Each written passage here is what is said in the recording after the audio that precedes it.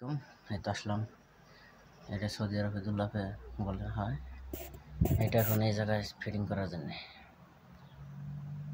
দেখেন এটা ঠিক করব, এটা ভাঙা এটা ঠিক করতে হবে। তো এটা এখন খোলা হইতেছে।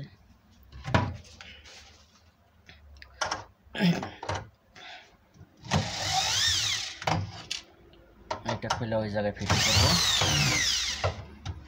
সৌদি আরবে সব কাজই করি আল্লাহর রহমতে, সবাই দেওয়া হয়।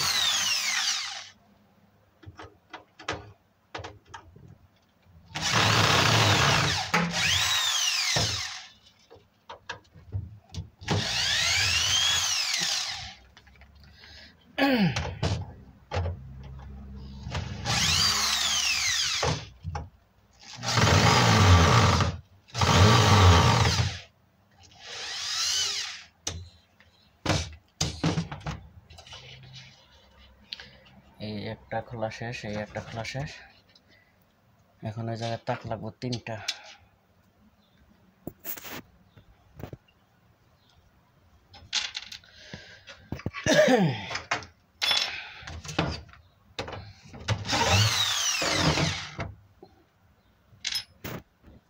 এই তো খোলা শেষ। এখন এই যে দুলাপে এটা ফিটিং করা হবে।